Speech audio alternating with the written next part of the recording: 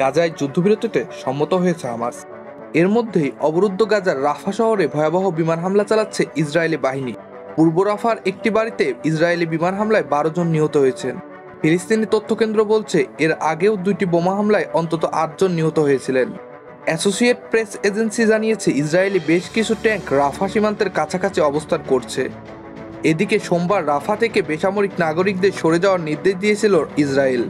সেই নির্দেশের কয়েক ঘন্টা পরই রাফায় বিমান হামলা শুরু করেছে ইসরায়েল। আশঙ্কা করা হচ্ছে মিশরের মধ্যস্থতাকারীদের মধ্যে চলমান যুদ্ধবিরতির আলোচনার মধ্যে ইসরায়েলের এমন হামলায় তা ভেস্তে যেতে পারে। উল্লেখ্য, প্রায় মাস ধরে গাজায় বিভিন্ন প্রান্তে ব্যাপক ধ্বংসযজ্ঞ চালাচ্ছে ইসরায়েল। তাদের নির্বিচারে বোমা হামলায় এখন পর্যন্ত 10 লাখের বেশি ফিলিস্তিন মুসলিম মিশরের সীমান্তবর্তী রাফা শহরে আশ্রয় নেয়। শুরুর দিকে রাফায় ক্ষতি না হলেও সোমবার সেখানে বিমান হামলা শুরু করেছে ইসরায়েল। এতে প্রাণ বাঁচাতে রাফা থেকে অন্য আশ্রয়ের খোঁজে ছুটছেন সাধারণ মুসলিম ফিলিস্তিন। মুসাব্বির আল নাফিজ, আপডেট শিরোনাম।